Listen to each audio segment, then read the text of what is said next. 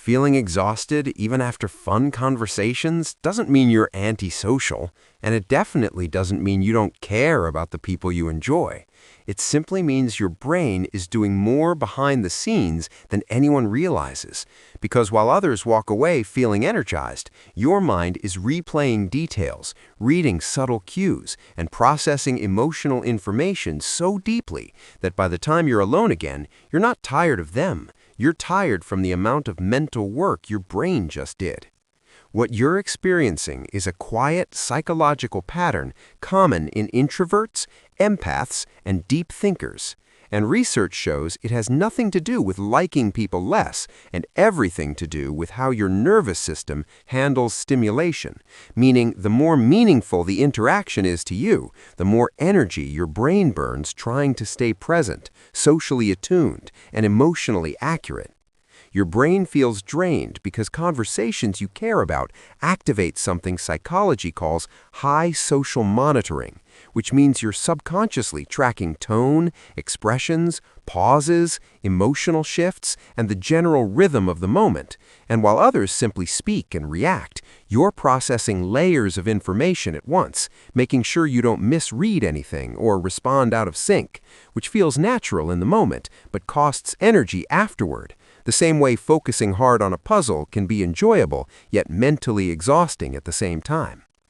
Another reason you feel wiped out is because deep conversations activate your prefrontal cortex, the part of your brain responsible for emotional regulation and thoughtful communication. And when you really care about someone, you automatically try to be more intentional with your words, more patient with their emotions, more careful with your reactions. And this beautiful depth is also why your energy dips afterward, because your brain wasn't coasting through small talk. It was operating on a higher cognitive setting, balancing empathy, awareness, and social prediction all at once.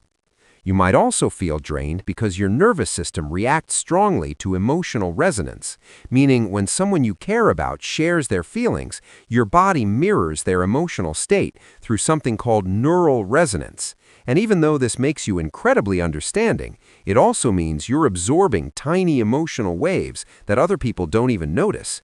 So when the conversation ends, you're left processing both your own feelings and the ones you took in from them, which naturally leads to that deep, quiet tiredness you can never quite explain.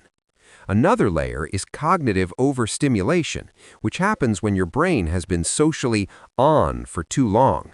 And psychology says introverted minds are built with a lower threshold for stimulation, not because they're weak or fragile, but because they process information more thoroughly. So a conversation that feels simple on the surface actually becomes a long chain of micro-calculations, emotional insights, and meaning-making. And once your brain finishes all of that, fatigue shows up like the price you pay for caring so much about getting the interaction right.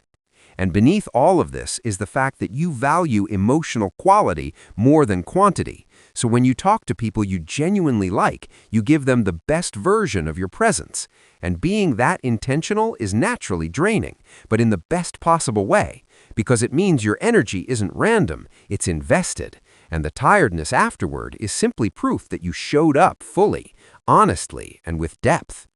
So if you walk away from good people feeling worn out, remember it's not a flaw, it's not antisocial behavior, and it's not a sign you need to push yourself harder. It just means your brain processes social connection with more precision and emotional intelligence than you realize.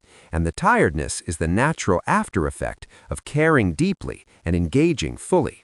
If this helped you understand yourself better, make sure to subscribe, because here we unpack the psychology behind the things you feel but never had the words to explain.